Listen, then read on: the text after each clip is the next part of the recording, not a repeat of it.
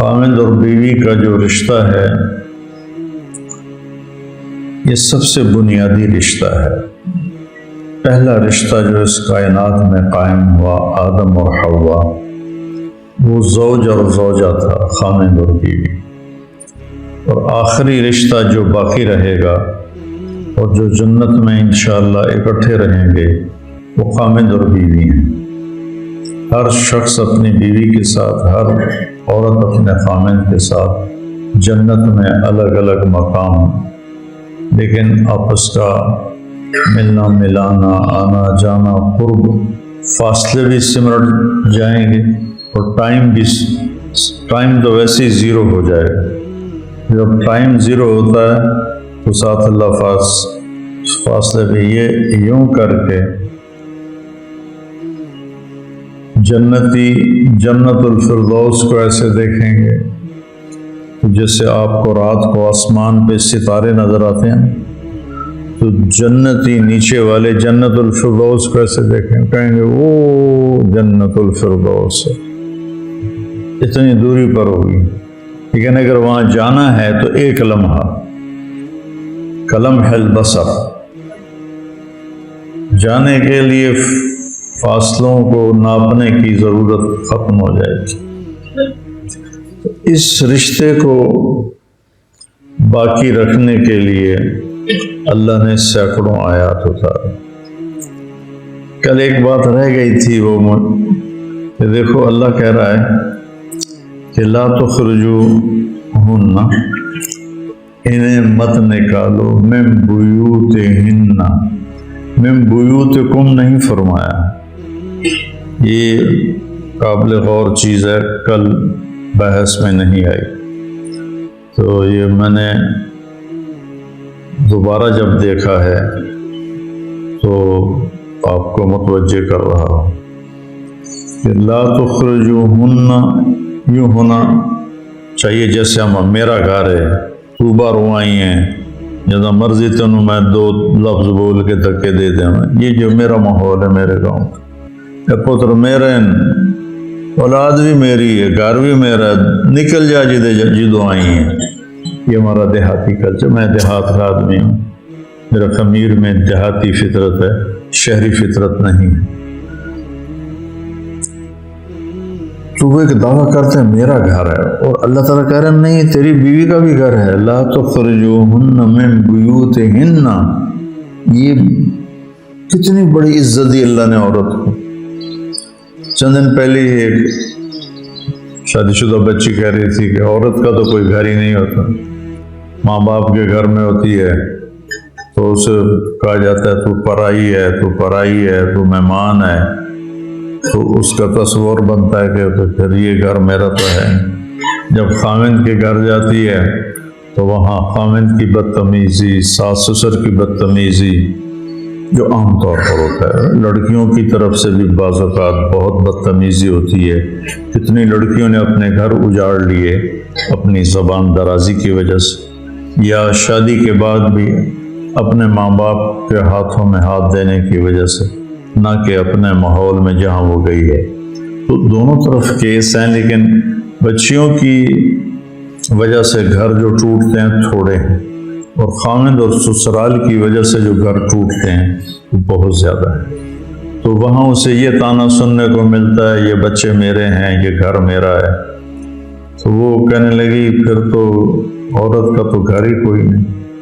تو آج مجھے اس کا جواب سمجھ میں آیا کہ میرا اللہ کہہ رہا ہے نہیں، تیرا گھر ہے، خاوند کا گھر تیرا گھر ہے۔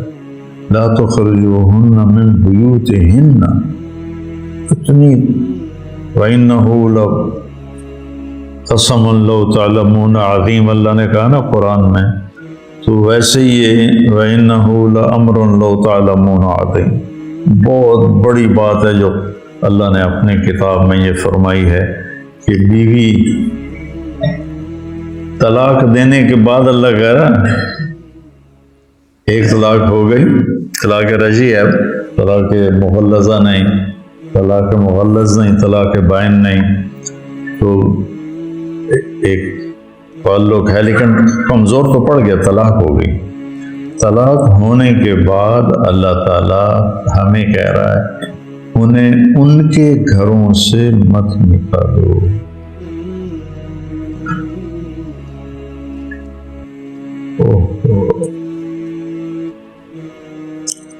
نکالو پہ بات زیادہ ہی. میں گاؤں میں تھا، ایک بچہ آیا نوجوان، کہا جی میری بہن کو اس کے خامن نے گھر سے نکال دیا ہے کہ فریج لے کے آ تو گھر میں آنے دوں گا، نہیں تو نہیں آنے دوں گا. تو میری بہن اجڑ کے میرے پاس آئی بیٹھی ہے کہ میں تو فریج لے کے دے نہیں سکتا، میرے پاس تو اتنے پیسے نہیں، میں غریب آدمی. میں نے فوراً اسے فریج لے کر دیا اور اس کے بہن کے آگے اس نے پہنچایا. تو اللہ تعالیٰ فرما رہا ہے کہ طلاق ہونے کے بعد کہ عورت کو یہ اللہ عزت دے رہا ہے کہ وہ اپنے گھر میں ہے، اسے گھر سے مت نکالا. اور پھر آگے انہیں کہہ رہا ہے تم بھی نہ نکلنا، ولا یخرجنا، تو تم بھی نہ نکلنا، بیٹھنا تو تمہارا گھر ہے. اس ہمارے ماحول میں کیا والا کہ نہیں تو ہماری بیٹی ہے تو رہے، شاید رجوع ہو جائے اور گھر آباد ہو جائے. یا جس کو طلاق ہوتی ہے وہی اتنی وہ دل برداشتہ ہو جاتی ہے کہ وہ خود ہی گھر چھوڑ کے نکل جاتی. تو دونوں طرف سے خلاف ورزی ہو رہی. لڑکی کے ذمہ ہے کہ وہ گھر میں رہے، تمہارے ذمہ ہے کہ تم اسے گھر میں رکھو. یہ واقعات اللہ کسی کے اوپر بھی نہ لائے، لیکن ہر ایک کو پیش آ سکتے ہیں. دنیا ہے، اسباب حوادث کی دنیا ہے، فوائد کی دنیا ہے، عوائد کی دنیا ہے. یہ چیزیں یہاں پیش آ سکتی ہیں. تو تمہیں پتہ ہو کہ میں نے یہاں اللہ کے حکم کو کیسے پورا کرنا، کہ طلاق کے بعد بھی وہ گھر کی ملکیت اس کی ثابت. اگر خامن مر جاتا ہے تو بیوی کو وراثت میں حصہ ملتا ہے. 8واں حصہ اللہ نے بیوی کی وراثت رکھی. بھائیو، ہم اپنے معاشرتی امور میں کوسوں دور چلے گئے. تو ایک تو اس نوبت تک بات نہ پہنچے کہ طلاق ہو. اگر اس نوبت پر بات آ گئی ہے، مثلا لڑکا بدتمیز ہے، گالیاں دیتا ہے، لڑکی کے ماں باپ کو برا بھلا ہے اور ہٹتا ہی نہیں، تو یہ کبھی بھی نہیں ہٹے گا. اپنی بہن کی طلاق لے لو، اسے ایسے زندہ آگ پہ نہ بھونو، یہ کبھی ٹھیک نہیں ہوگا. کوئی لڑکی زبان دراز ہے اور ہٹتی نہیں وہ اس سے، تو یہ کبھی بھی نہیں ہٹے گی، اسے طلاق دے دو. طلاق اللہ نے اس لیے تو رکھی ہے. ہمارے ہاں کیا نہیں، نباہ کرو نباہ کرو. ہمارے رات کا وقت تھا، گاؤں میں تھا، ایک لڑکی آ گئی اپنے بچے کو لے کے باہر. اس نے شور مچایا، چونکہ وہ رات کو تو کسی کو میں ملتا نہیں ہوں، تو اس نے باہر شور مچا دیا. تو وہ گیٹ کے چوکیدار نے آ کر کہا جی وہ اس طرح کا بچہ ہے، شور مچا رہی. میں نے بلا لیا. میں کہا کیا ہوا، کون ہو؟ کہا میں جھنگ سے آئی ہوں. کس لیے آئی ہے؟ کہا میرے خامن سے مجھے طلاق لے دو. میں نے کہا تو بیٹی یہ معاملہ تو تیرے ماں باپ کا ہے، میرا تو نہیں. ان سے کہو تمہیں طلاق لے کر دو. تو میں نے ان سے کہا ہے، وہ کہتے ہیں ہمارے خاندان میں طلاق نہیں ہے، یا موت ہے یا شادی، یا پھر اگر راضی نہیں تو پھر قتل ہے، کہ ہم طلاق نہیں لیتے، ہم اپنی ویسے ہی اس کا زندگی کا ہی چراغ بجھا دیتے. تو آپ میری مدد کرو مجھے. میں نے کہا تو طلاق کیوں لیتی؟ کہا میرا خامن روزانہ مجھے مارتا ہے بری طرح. ایک دن ایک بچہ ہو چکا ہے، بچہ بھی 3-4 سال کا تھا. کہ اس ساری مدت میں ایک دن بھی ایسا نہیں جس میں میرے خامن نے مجھے مارا نہ. روزانہ. میں نے کہا کرتا کیا ہے؟ کہ وہ سبزی کی ریڑھی لگاتا. تو سارے دن کی جو تھکاوٹ ہے وہ غصہ بیوی پہ آ کے نکالتا. کہ ایک دن کا نہ بنا. اور مری میں تھا تو یہ تو چلو وہ تو ریڑھی والا تھا، جاہل تھا. مری میں سن 2012 کا رمضان میں نے گزارا، تو عصر کے بعد میں معاشر پر ایک حدیث بیان کرتا تھا، پھر افطاری کا ٹائم ہو جاتا تھا، رمضان کا مہینہ تھا، ایسے ہی افطاری پہ چلے جاتے۔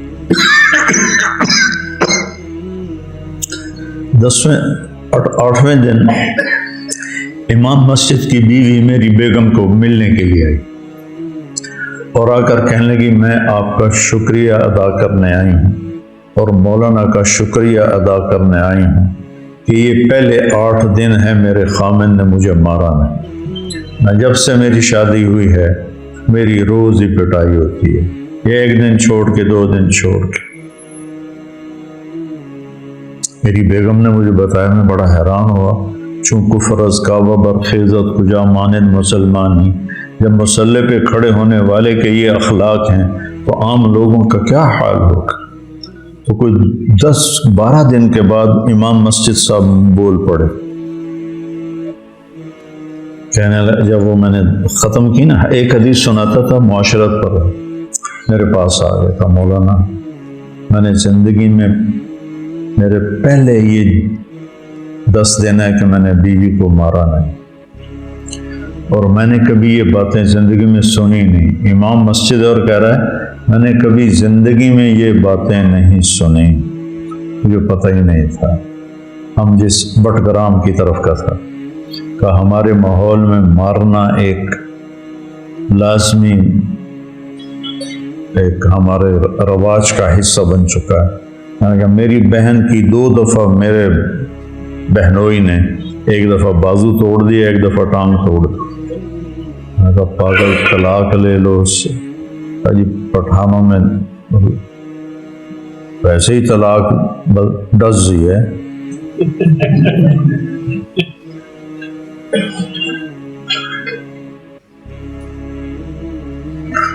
اسی درس میں ایک راولپنڈی مدرسہ کے محدث بیٹھتے تھے، دورے کے سبق پڑھاتے تھے۔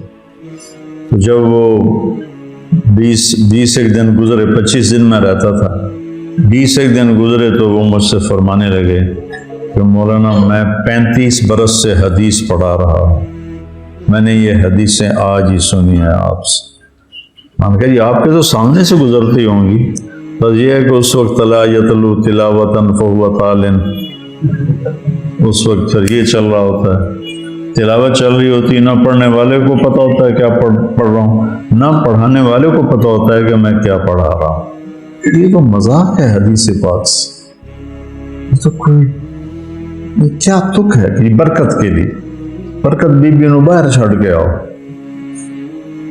برکت کے لیے نہیں، فہم کے لیے ہے۔ میں علم کیوں حاصل کر رہا ہوں؟ سمجھ کے لیے، ہدایت پانے کے لیے، برکت کے لیے اور تھوڑی بات ہے۔ جو گھران آپس میں اتفاق سے رہتا ہے، چاہے وہ فاسق ہی ہو گھرانہ، ان پر برکتوں کا نزول ہوتا رہتا ہے۔ جس گھرانے میں توڑ پیدا ہو جائے، وہ چاہے تقوی والے ہوں، ان سے برکتیں اٹھ جاتی ہیں۔ تو اگر تمہاری بہن، تمہاری بیٹی اس مشکل میں آ گئی ہے کہ خاوند کا رویہ ٹھیک ہی نہیں ہو رہا، تو طلاق لے لو، اس کی زندگی کو ایسے زندہ درگور مت کرو۔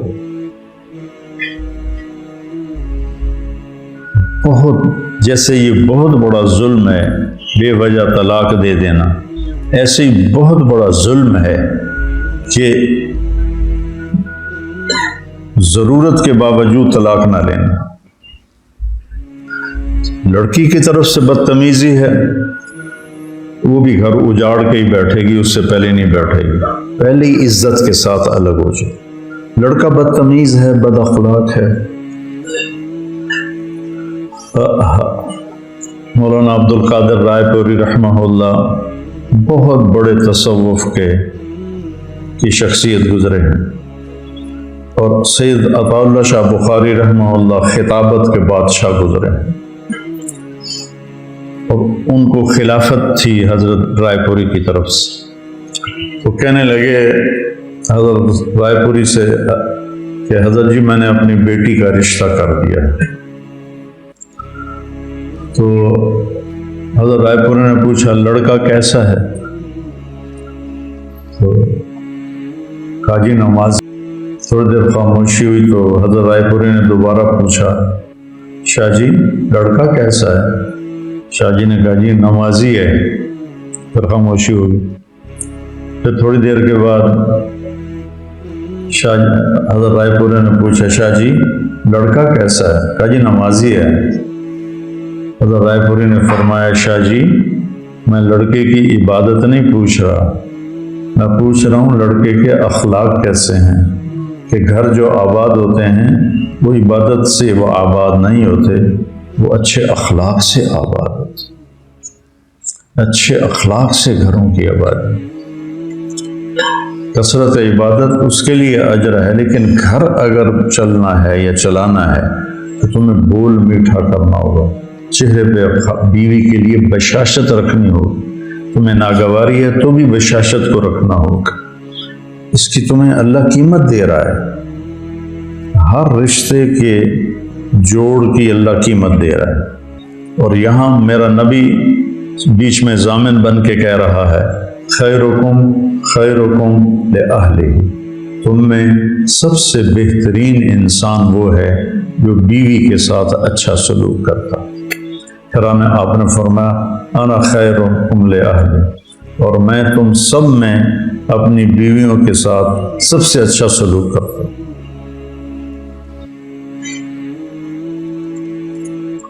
تو پھر یہ زیادتی نہیں ہونی چاہیے،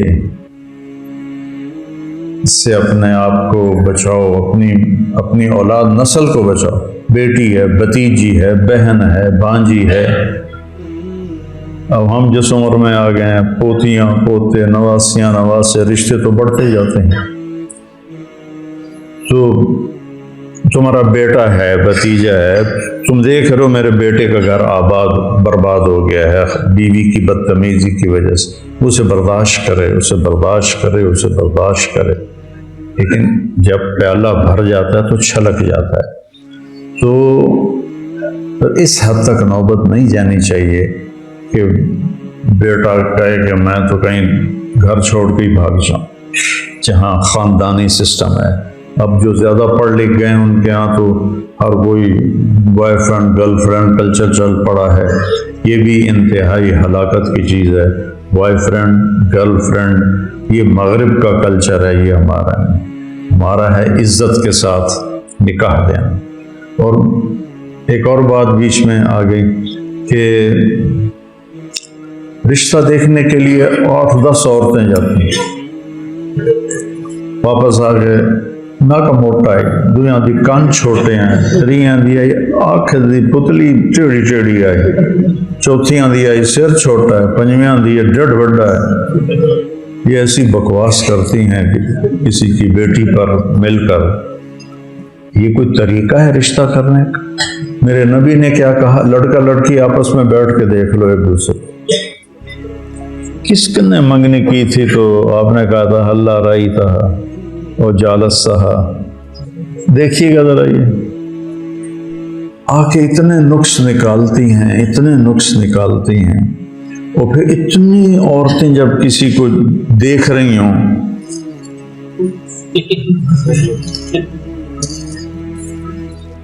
تو اس بیچاری پہ کیا گزر رہی ہوگی کہ ہر نظر تیر بن کے چبر، تیر بن کے تیر بن کے تیر بن کے نشتر بن کے اس کے اندر جا رہا ہے۔ چاقو کا نشتر کم ہوتا ہے اور یہ نظر کا نشتر اس سے زیادہ ہوتا ہے۔ اللہ کے نبی نے کہا جس سے منگنی کی ہے اس تو وہ کوئی نافرمان نہیں ہے۔ لڑکا کہہ دے کہ میں یہاں رشتہ نہیں کرنا چاہتا، وہ کوئی نافرمان نہیں ہے۔ کتنے گھر جو ہمارے ذمہ داروں میں، اب تو خیر وہ خاندانی سسٹم وہ بڑے سارے قبروں میں چلے گئے جو جابر ہوتے تھے، بس جڑی گل کر دیتی ساڑی ہکو گل ہوندی۔ میں نے کتنے اپنے عزیزوں کی زندگیوں کو برباد ہوتے تھے، خواتین اجڑ کے برباد، یعنی وہ ایسی تھیں جیسے بیوہ، اور خامند ایسا تھا جیسے رنڈوا، جو زبردستی شادیاں کی گئیں ان کا جو انجام میں نے دیکھا اپنے علاقے میں، اپنے خاندان میں، اپنے قریبی دوست خاندانوں میں، چونکہ ہم جو پنجاب کے ذمہ دار ہیں تو آپس میں کنیکٹڈ ہیں، وہ چونکہ صدیوں سے آباد ہے نا، جو مہاجر نہیں، جو لوکل ہیں وہ آپس میں صدیوں سے کنیکٹڈ ہیں، تو سارے حالات کا پتہ ہوتا ہے۔ تو ہمارا معاشرہ یہ ایک بہت بڑا ظلم ہے کہ لڑکی کو پھاڑ جانے والی آنکھوں سے دیکھنا، اور ادھر بڑا ظلم ہے مغرب میں، girl friend boy friend, college میں اکٹھے پڑھتے ہیں، اس نے پسند کیا، اس نے پسند کیا، شادی کے بغیر ہی حرام تعلق قائم کر لیا، اور اس وجہ سے جو ان کا جو خاندانی سسٹم تباہ ہوا ہے۔ اسپین میں پولیس کا ایس ایس پی اور پارلیمنٹ کی ممبر اور 2-3 اور بڑے افسر مجھے ملنے آئے، میں نے وہاں بیان کیا تھا، اس بیان سے وہ بڑے متاثر ہوئے، اس کا اسپینش میں ترجمہ انہوں نے سنا، کہا ہم نے اس آپ کے عالم کو ملنا ہے، اس نے وہ باتیں کی ہیں جو آج تک کبھی کسی مسلمان عالم نے آ کے یہاں نہیں کی۔ میں نے کیا باتیں کی تھی؟ میں نے کہا ٹیکس دیا کرو، اور یہاں کے قانون کی پابندی کیا کرو، اور یہاں کی لڑکیوں سے پاسپورٹ لینے کی وجہ سے شادی نہ کیا کرو۔ یہ باتیں ان کے لیے انتہائی عام تھی، تو باقی میں نے کوئی آسمان سے تارے نہیں توڑے، یہ باتیں سن کے کہنے لگے ہم نے اس سے ملنا ہے۔ تو پھر میں نے ان سے کہا میں آپ سے 2 باتیں کرنا چاہتا ہوں۔ کہا کہیے؟ میں نے کہا تمہارا خاندانی سسٹم ٹوٹ چکا ہے، اور تمہاری بازار میں نے دیکھا ہے تمہارے بچے بہت کم ہیں۔ تو اسے سر پکڑ کے بیٹھ گئے، میں نے کہا یہ ہمارا سب سے بڑا مسئلہ ہے، اور ہم اس کے لیے پریشان ہیں کہ ہمارا خاندانی سسٹم ٹوٹ گیا ہے۔ جب صرف لڑکے اور لڑکی نہیں بیچ میں آنا ہے، نہ ماں نے، نہ باپ نے، نہ نکاح، ان کا جو چرچ میں نکاح ہے وہ بھی نہیں کرتے، کیونکہ نکاح کے بعد اگر وہ طلاق ہو تو پھر آدھی جائیداد، لڑکی طلاق دے تو اسے اپنی آدھی جائیداد دینی پڑتی ہے، اور لڑکا طلاق دے تو اسے اپنی آدھی جائیداد دینی پڑتی ہے۔ تو ان کے boy friend girl friend culture نے تباہی پھیر دی، اس لیے ان کی نسل کم ہو گئی۔ ہماری نسل بڑھتی ہے، اور ہر سال نئے اسکول کھلتے ہیں، ان کے ہاں ہر سال اسکول بند ہوتے ہیں کہ بچے ہی کوئی نہیں ہے۔ تو یہ کلچر بھی انتہائی زہر ہے، زہریلا سانپ ہے کہ یہ پورے خاندان کو توڑ کے تباہ کر دیتا ہے۔ اور دوسرا کلچر جو ہمارا ہے، جو میں نے بیان کیا ہے، اس کے جو نقائص ہیں وہ ہمیں تباہ و برباد کر کے رکھ دے۔ ڈھیز ایسی لعنت ہے کہ یہ ہندوؤں میں ہے، یہ ساری چیزیں ہندوؤں سے آئی ہیں، کیونکہ ہمارے علماء نے، صوفیاء نے معاشرت والا دین سمجھایا ہی نہیں۔ صوفیاء نے ذکر ذکر ذکر ذکر ذکر ذکر، اور علماء نے فقہ فقہ فقہ فقہ فقہ فقہ۔ تو جو نبی والی زندگی تھی وہ، اور پچھلے شاہ ولی اللہ رحمہ اللہ سے پہلے تو کوئی حدیث کو جانتا نہیں تھا، بڑے بڑے علماء فقیہ گزرے لیکن حدیث کو کوئی نہیں جانتا۔ یہ تو پہلی ہستی ہے جو شاہی حدیث کو لے کر آئے۔ یہ سارے بریلوی، دیوبندی، اہل حدیث، سنی، سب کے جو سند حدیث ہے، سب کی ولی اللہ پر جا کر جمع ہوتی ہے۔ اتنا عظیم سرچشمہ ہے وہ شخص پورے بر صغیر میں حدیث پاک کا۔ تو پہلے فلسفہ اور منطق اور خرافات، تو نبی والی زندگی نہیں پیش کی کہ میرے نبی کی گھر کی زندگی کیا تھی، اولاد کے ساتھ، ماں باپ کے ساتھ، ماں باپ تو تھے نہیں، پہلے ہی فوت ہو گئے، بچوں کے ساتھ، دشمن کے ساتھ، دوست کے ساتھ۔ تو جہیز بھی اسی ہندوؤں کی ایک رسم ہے جو ہمارے گاٹے فٹ ہو گئی ہے، اور ہماری طرح اب تو خیر کوئی نہیں رہا۔ یہ پہلے جب ہم چھوٹے چھوٹے تھے تو ہمارے سارے اگلی جو تھے بزرگ وہ سارے زندہ تھے، تو وہ پوری رسمیں نبھایا کرتے تھے جو بھی ہوتی تھی۔ تو اس میں ایک رسم تھی کہ لڑکی کا جہیز ساری بارات والوں کو دکھایا جاتا تھا، وہ چارپائیاں بچھ جاتی تھیں ہر ایک اپنے حساب سے۔ تو ہم نے اپنے گھروں میں دیکھا تو ایسے چارپائیاں بچ جاتی تھی، اور اس پر جناب کہیں کپڑے پڑے ہوئے ہیں، کہیں زیور پڑا ہوا ہے، کہیں جوتے پڑے ہوئے ہیں، کہیں بھانڈے پڑے ہوئے ہیں، پتیلے بھی پڑے ہوئے ہیں، خراب ہے۔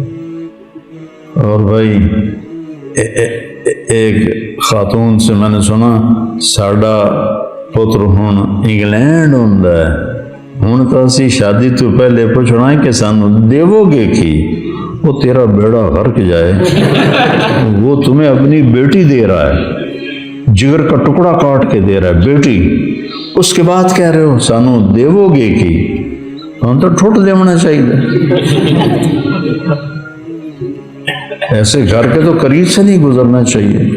جو ایک آدمی بیٹی پروان چڑھا کے اللہ کے نبی نے حضرت فاطمہ کا ہاتھ پکڑا اور علی کے ہاتھ میں دیا اور کہا علی تجھے نبی کی بیٹی مبارک، سبحان اللہ۔ اور پھر سیدہ سے فرمایا کہ فاطمہ مجھے میرے خاندان میں جو سب سے زیادہ محبوب تھا میں نے تیرا ہاتھ اس کے ہاتھ میں دیا، علی بن ابی طالب علیہ السلام۔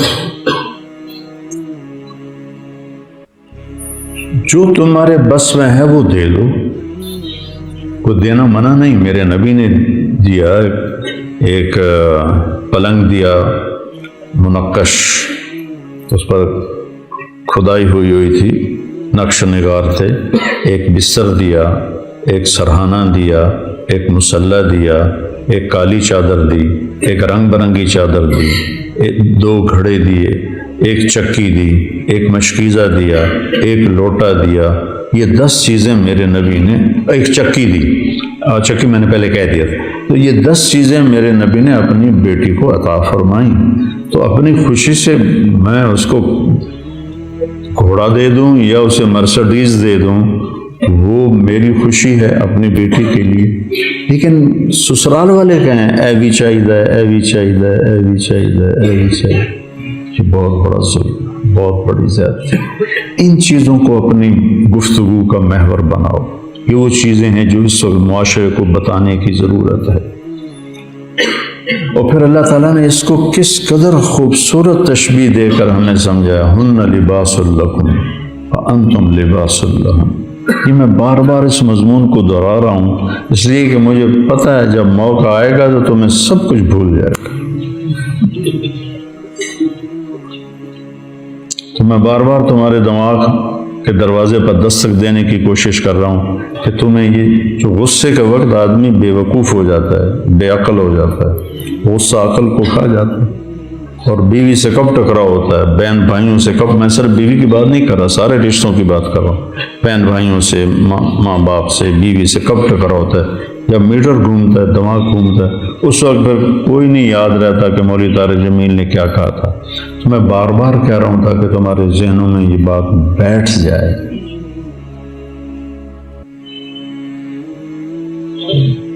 سب سے مشکل کام ہے اچھے اخلاق، کیونکہ ان کے سیکھنے کا وقت سب سے مشکل وقت۔ ابھی میں وہاں سے گھر سے چلتا ہوں کہ میں نے جا کے درس قرآن دینا ہے، میں نے ظہر کی نماز پڑھنی ہے، میرے لیے مشقت ہے۔ میں 10 منٹ کی ڈرائیو سے آتا ہوں، پونا گھنٹہ یہاں بولتا ہوں، لیکن میں ذہنی طور پر تیار ہوں اس مشقت کو برداشت کرنے کے لیے۔ روزے سے حلق خشک ہو رہا ہوتا ہے اور بولا نہیں جاتا، پیاس لگ رہی ہوتی ہے، جسم میں تپش ہوتی ہے، میں تیار ہوں کہ مجھے یہ مشقت برداشت کرنی۔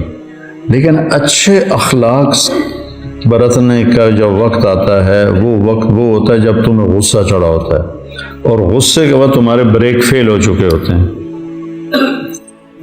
اور خاص طور پر جو سریع الغضب ہوں ان کو تو اگلی پچھلی ساری ان کو یہ بھی بھول جاتا ہے کہ میں کون، تو پھر وہ بہہ جاتے ہیں۔ اچھے اخلاق کے سیکھنے کا وقت وہ ہے جب تمہیں حد درجے کا غصہ آیا ہو، نمبر 1، نمبر 1، نمبر 2، یا اگلا تمہارے ساتھ حد درجے کی بدتمیزی کر رہا ہو، تو اس وقت تھوڑی دیر تو تم کرو گے صبر، پھر تم بھی ابال آئے گا ہانڈی میں۔ تو میرے عزیزو، یہ بڑے نازک رشتے ہیں، اور اس میں خامند اور بیوی کا رشتہ سب سے نازک۔ اللہ کے نبی نے بتایا، آپ نے فرمایا ما تزوجت وما زوجت الا بوحی من السماء نزل به جبریل۔ میں نے جہاں شادی کی، میں نے جہاں بیٹی کی شادی کی، آسمان سے اللہ کا حکم آیا، پھر میں نے شادی کی۔ تو پھر اتنی شادیاں اللہ نے کیوں کروائیں؟ ہمیں زندگی سکھانے کے لیے کہ ہر قسم کی عورت خاندان سے ہے، عورت برادری سے ہے، عورت خاندان برادری سے باہر ہے۔ یہ 3 نسبتیں ہیں، آپ نے ان تینوں نسبتوں سے شادی کی۔ عائشہ، ام حبیبہ، حفصہ رضی اللہ عنہ یہ خاندان سے ہیں، اور میمونہ برادری عرب برادری سے ہیں، قریش نہیں ہیں۔ جویریہ قریشی نہیں ہیں، برادری ہیں، عرب ہیں۔ صفیہ برادری سے بھی باہر، خاندان سے بھی باہر۔ اپنے سے کم عمر عائشہ، ہم عمر سودا، عمر سے بڑی خدیجہ۔ تو عورت عمر میں بڑی ہو تو میرے نبی کی مثال موجود ہے، عمر میں برابر ہو تو میرے نبی کی مثال موجود ہے، عمر میں کم ہو تو میرے نبی کی مثال موجود ہے۔ عمر میں کم ہے حضرت عائشہ رضی اللہ تعالیٰ عنہ۔ پھر وہ مال میں برابر ہو، مالدار ہو یا فقیر ہو، مال میں کم ہو۔ یہ 3 نسبتیں ہیں۔ خدیجہ رضی اللہ عنہ تعالیٰ مال میں اونچے ہیں، اور باقی تقریباً مال میں برابر ہیں، اور صفیہ اور جویریہ لونڈیوں سے آزاد ہو کر ان سے نکاح ہوا ہے تو وہ مال میں کم ہیں۔ یہ 9 نسبتیں ہیں عورتوں کی جن سے کوئی عورت باہر نہیں نکلتی۔ میرے نبی نے ہر نسبت کی عورت سے شادی کر کے دیکھا۔ پھر غصے والی ہیں، درمیانہ غصہ ہے، بالکل ہی خاموش ہیں، ان سے بھی شادی کر کے دکھا۔ حضرت حفصہ رضی اللہ عنہ اپنے باپ کی طرح غصے والی تھی، ایک دفعہ آپ نے ان کو طلاق بھی دے دی تو جبریل آئے کہ اللہ تعالیٰ کہہ رہے ہیں رجوع کرو کہ عمر کو تکلیف ہوگی، اور دوسرا حفصہ کے لیے ہم نے لکھ دیا ہے یہ آپ کی جنت میں بیوی ہے، تو آپ نے رجوع فرمایا۔ حضرت سودا بالکل اللہ لوگ کم گو، وہ حضرت عائشہ کے حجرے میں آئیں تو کہنے لگی دجال آ گیا، دجال ہیں، کیا کروں؟ کہ چھپ جاؤ۔ کہ کدھر چھپوں؟ تو ادھر وہ توڑی پڑی تھی، کہ اس میں چھپ جاؤ، تو جا کے اس میں گھس گئی۔ اوپر سے اللہ کے نبی آئے تو دونوں کا ہنس کے برا حال، ان کا ہنستی کیوں؟ کہ ادھر دیکھیں تماشا۔ تو سودا بیچاری توڑی میں گھسی پڑی تھی، اور تجھے کیا ہوا؟ کہ یہ دجال آ رہا ہے۔ ہر مزاج والی سے آپ نے نباہ کر کے دیکھا۔ ایک اور حدیث میں نے کہیں پڑھی، مجھے اب یاد نہیں، وہ مالی فی النساء من رغبت، مجھے نہیں پتا اس کا درجہ کیا ہے، لیکن جس نے اللہ کو دیکھ لیا اس کے لیے کسی چیز کی رغبت باقی نہیں رہتی۔ اللہ کو دیکھنے کے بعد کسی چیز کی رغبت باقی نہیں رہتی۔ تو یہ صرف ہمیں سمجھائیں۔ دیکھو نا، اگر آپ کو عورتوں کی رغبت ہوتی تو 25 سال کا نوجوان 40 سال کی عورت سے شادی کرے، جس کی ایک منگنی ٹوٹی ورقہ بن نوفل کے ساتھ، اور دوسری شادی ہوئی ہند کے ساتھ، ابو حالہ کے ساتھ، اور تیسری شادی ہوئی ابن عابد کے ساتھ۔ ایک منگنی، 2 شادیاں، دونوں سے اولاد ہے۔ ابن عابد سے اولاد ہے لیکن پتہ نہیں وہ زندہ نہ رہے زیادہ، تو ابو حالہ کی اولاد ہند زندہ رہے۔ 25 سال کا نوجوان 40 سال کی عورت سے شادی کر سکتا ہے؟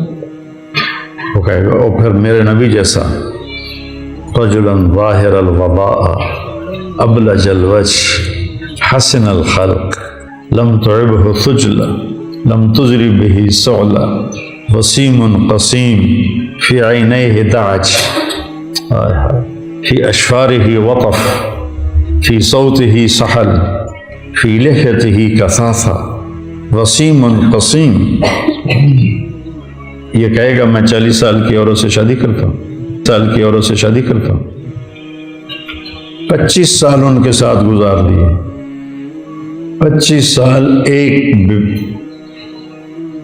ایک عورت کے ساتھ گزار دی، بیوہ بھی ہے اور پہلے نکاحوں سے اولاد بھی ہے، اور آپ نے 25 برس گزار دیے ایک عورت کے ساتھ۔ جب آپ 50 سال کے ہوئے، جب ڈھلوان شروع ہو جاتی ہے تو اس سے کرو، اس سے کرو، اس سے کرو، 10 شادیاں کر لی. یہ تو پہلے کرنی چاہیے. سلیمان بن عبد الملک کٹھی 4 سے شادی کرتا تھا، پھر کچھ عرص کے بعد 4 کو کٹھی طلاق دے دیتا تھا، پھر 4 اور سے کرتا تھا، پھر ان کو کچھ دن رکھ کے طلاق دے دیتا تھا، پھر 4 اور کرتا تھا. عورتوں کے ساتھ مذاق بناتے رہتے تھے، اپنی شہوتوں کو پورا کرتے رہتے. تو میرے نبی نے یہ جو شادیاں کی یہ ہمیں زندگی سمجھانے کے لیے کی. بتائیے میں ہاتھ جوڑتا ہوں، اگر میری اولاد ہو، میرا تم پر کوئی حق بنتا ہے تو اخلاق کا دامن کبھی نہ چھوڑ. کس کھا لینا لیکن بد اخلاق نہ بن.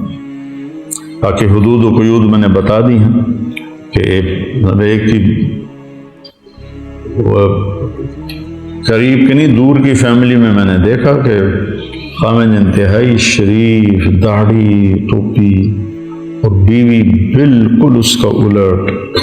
کئی سال اس نے نباہ کرنے کی کوشش کی، نہیں ہوئی. میں نے اس سے کہا بھائی طلاق دے دے.